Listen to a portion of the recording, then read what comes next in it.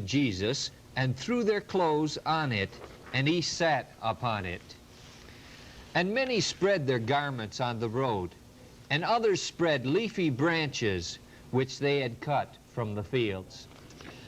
Jesus knew what he was doing. He knew the Old Testament, and he knew that this was a fulfillment of the Old Testament. And if they had known the Bible as they should know it, they could have recognized, hey, this is a fulfillment of what Zechariah has said.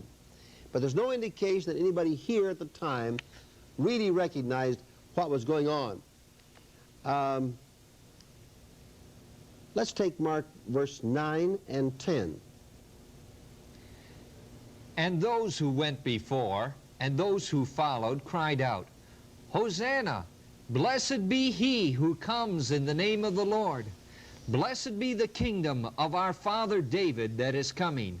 Hosanna in the highest. Yes. In other words, let's get rid of the Romans. Let's get rid of the Romans. We want a king to come. We want deliverance. We're tired of paying taxes through these publicans. Tired of the farming system of taxation in which every stage is multiplied and made expensive to us. Praise God, king's coming, the Romans are going to go.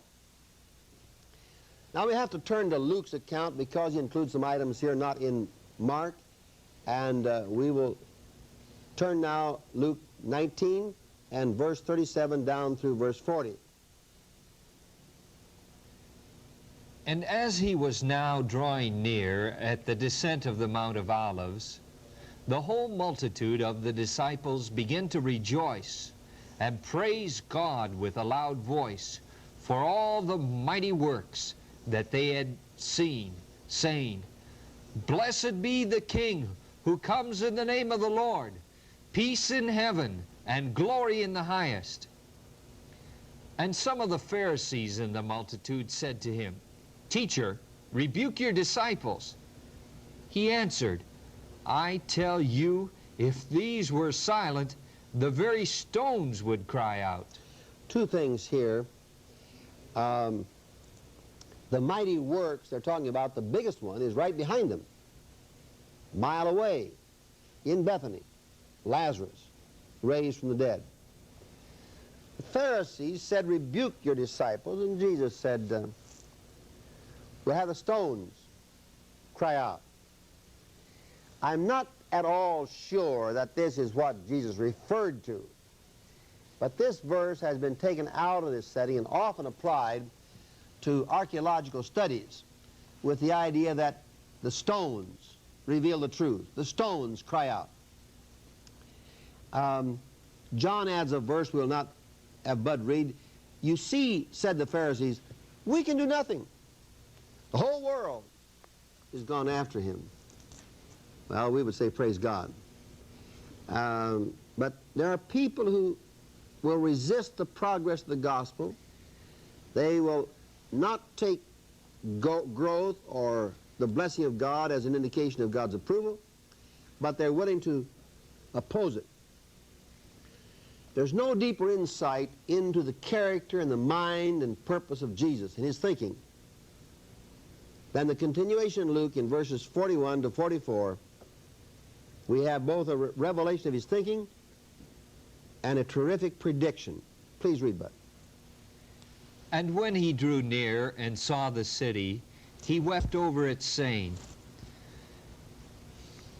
Would that even today you knew the things that make for peace, but now they are hid from your eyes.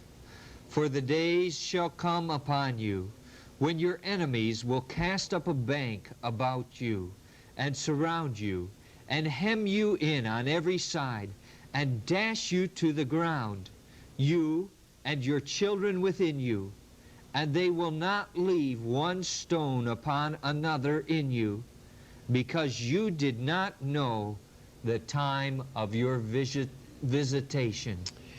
There's both a general and a specific application of this particular passage. The first one is that many people do not know the time of their visitation. I believe it was Longfellow who wrote a little poem, fairly long poem, but short stanzas. We'll only look at the beginning and the end of it. This is the story of a farm girl, a beautiful farm girl. She's out there in the field making hay, and a judge of a different social class entirely passes by. The judge is attracted to her because of the social difference. He does not follow up the inclination of his heart, but he goes on and he marries someone else, and Maud Muller marries a farmer, and these people who could have had a great future together go their separate ways and play their separate social roles. And the poet writes at the end of this poem a line which a great many people don't know where it comes from, but are familiar with the quotation. And it says this: "Of all sad words of tongue or pen, the saddest are these, it might have been." The saddest are these, it might have been. And as people look back over their lives, there are many people who could say with the poet, the saddest words, it could have been different. It could have been different. I've talked to a woman that I know quite well, married very young, had some disputes with her husband, divorced him, married again, made a success of the second marriage. But she discovered what many people have discovered, and that is that if she had put as much into the first marriage as she had to put into the second marriage, the first marriage would have worked. Of all sad words of tongue or pen, the saddest are these, it might have been. Now we trust that you've taken your notes and you're now ready to take our TV Bible exam, which is coming right up.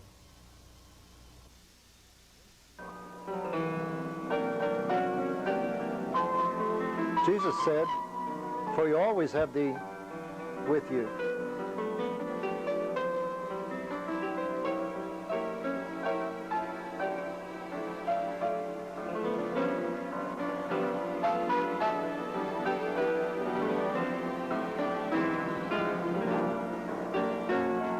Jesus said, "For you always have the poor with you."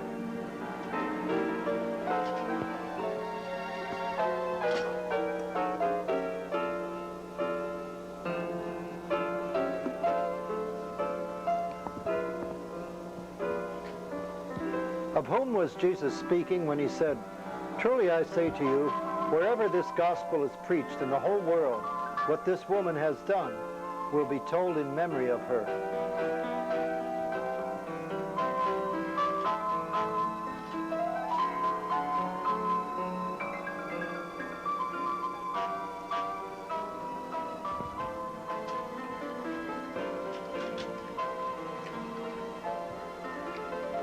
Mary, the sister of Lazarus.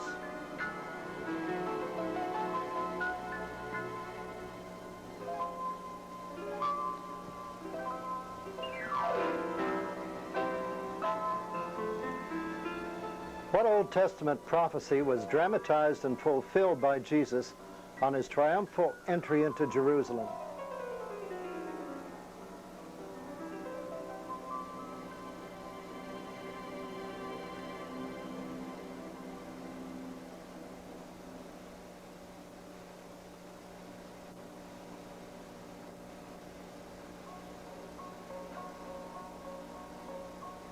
The prophecy of Zechariah.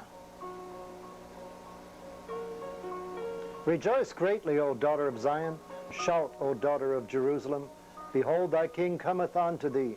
He is just and having salvation, lowly and riding upon an ass, and upon the colt, the foal of an ass.